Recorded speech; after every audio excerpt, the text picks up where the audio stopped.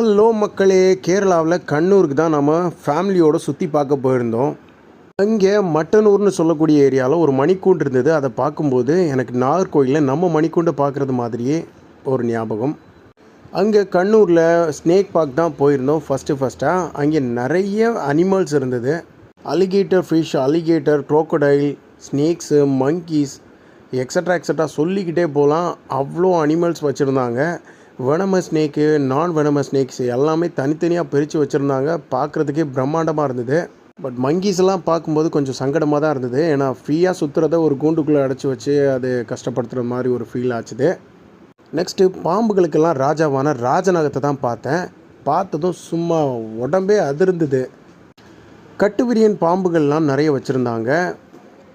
எல்லா விதமான அனிமல்ஸும் பார்த்து முடித்ததுக்கப்புறம் சின்ன குழந்தைங்களோட விளையாடுறதுக்கு பார்க் வசதியும் இருந்தது.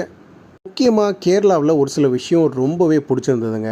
ஏன்னா ரோடெல்லாம் பார்த்திங்கன்னா neat and clean and no damage அந்த மாதிரியே சொல்லலாம். நீங்கள் எந்த பக்கம் திரும்பி பார்த்தாலும் பச்சை பசைல்னு பசுமையாக கண்ணுக்கு குளிர்ச்சியாக இருந்துச்சு. இன்னும் பார்த்தீங்கன்னா டிராஃபிக் ரூல்ஸ் அண்ட் ரெகுலேஷன்ஸ் எல்லாம் ரொம்ப ஸ்ட்ரிக்ட்டுங்க. அங்கே லஞ்சம் கொடுத்துட்டு தமிழ்நாடு மாதிரி தப்பிச்சு வந்துடலான்னு மட்டும் நினைக்காதீங்க, அது மட்டும் முடியாது. இன்னும் பல தகவல்களை நெக்ஸ்ட் வீடியோவில் பார்க்கலாம். பை பை மக்களே.